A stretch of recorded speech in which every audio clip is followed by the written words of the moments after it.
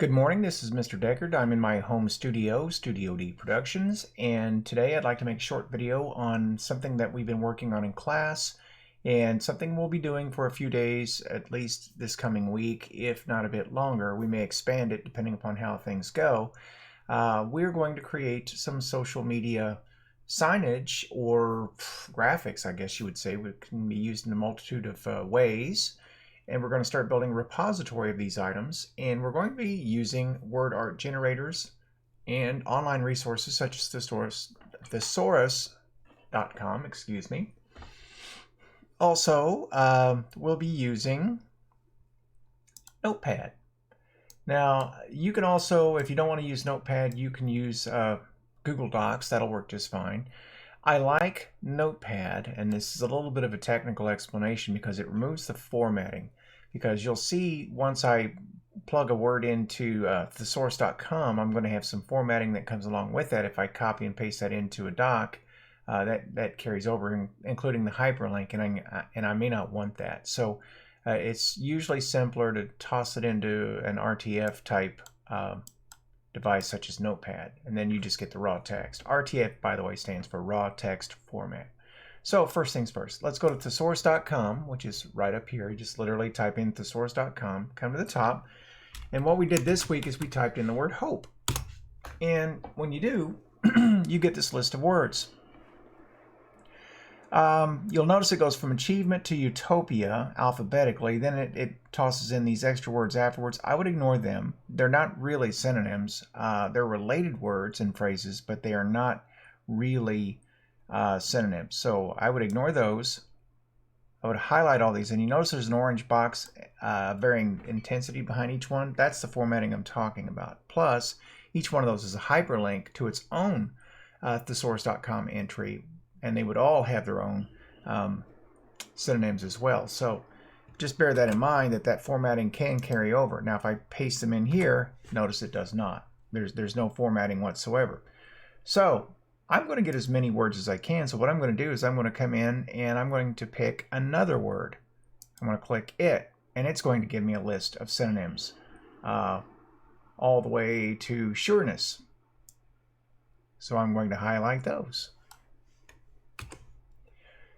And the reason I'm doing it this way is it gives me a real quick way to build up a big list. Control V, and let's do that one more time. By the time I'm done with this, I should have 60 or 70 words and nothing flat. So, tenacity, I like that word. So, stick to what it takes, true grit. Let's go to willfulness. We'll go to that. Chutzpah. I don't know. Chutzpah? I don't know if I'm pronouncing that right. That's a Yiddish word. Control C. I've heard it both ways. I have to speak to someone who speaks the language to know for sure. All right, so there's my list of words. And I'm in real good shape with that, so I don't know why that's frozen like it is, but it is. All right, so now I'm going to come to a place called wordclouds.com. That's wordclouds, all one word, .com.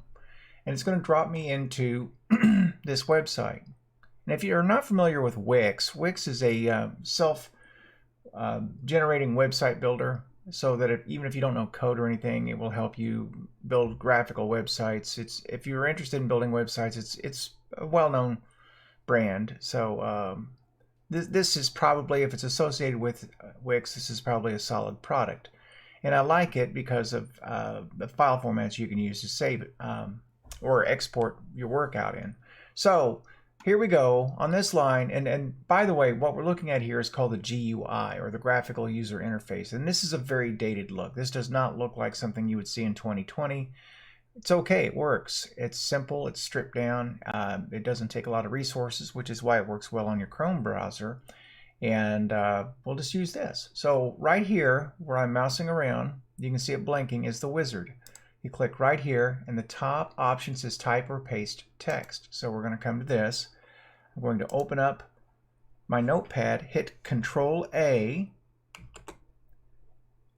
then Control C, which will copy everything. I'll click in this box and hit Control V. Now all those words that I had are now going to be applied here. Okay, you can go ahead and close this. And there's my word cloud thus far. All right, so the shape I can change by coming over to shape. It's on castle for some reason. I don't know why. I'm going to put it on a cross. And that gives an interesting combination. Now this slider here can help you if you start losing the shape. Notice now when I'm going to the right, it's becoming more of a cross.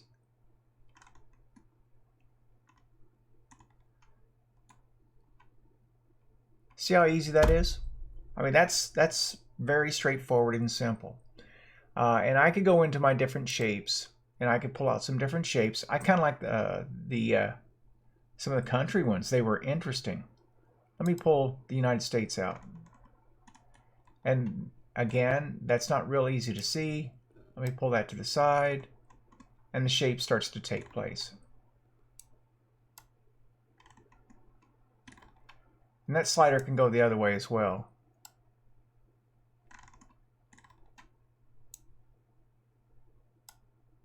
But you can keep doing that until you get what you want. But notice it says 43 words not drawn.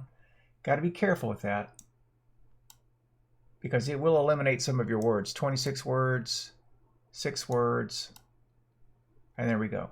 At 17, I've basically got the shape. But I think I still liked the cross better. I think that came out really well. I'm gonna go with just the cross, like a red cross, and see if I can tighten that up. 13 words not drawn. Let's pull that back. 10 words, 2 words. 16 seems to be it. You can also vary the background color. I mean, right here, go to colors. Cloud colors, you can set your own custom colors if you want. So this program has a lot of flexibility to it. It's simple, but it really does give you a lot of power. And basically, the more you experiment with this, the more you'll figure out how it works. I will say that if you repeat words over and over on your list, so for instance, if I want to use determination, I want it to be really big, all I have to do is go back to this word list here and just put determination in 3 or 4 times, and that will get bigger. So that's something cool to remember. And that's probably about enough of the build process here. That's all you're going to need to get started with it. But I do want to lay one more technical thing down here before we go too far. And we're already over 6 minutes here, so I want to kind of wrap this up. When we export, okay, we have different options. We could print to a PDF, which is what you would use if, for instance, you just wanted this to print on any printer, exactly the way you want it to look. Or we can save images HD, and this gives us 3 file options. JPG is for full color pictures over 16 million colors. PNG is when you want to use transparencies. SVG is when you're using vector. I'll talk more about these things in class. I don't want to beat that up right now. Suffice to say, when you're building one of these, what you want to know is who's going to use it and how are they going to use it. Now you can go ahead and do what I do sometimes and just save one of each in each type of format and put those in different folders so people can pull them out as they want and use them as they will. But it does matter which one of these you use depending upon what your customer, so to speak, is going to do with your finished product. So we'll worry about that later on. But for right now, I would say get started, play with this. You just need 3 simple things to repeat. All you need is your web browser, words.com, thesaurus.com, secondary web browser. You have these 2 tabs, and either Docs, which you all have, or Notepad, which is on your Chromebook, and you're ready to go.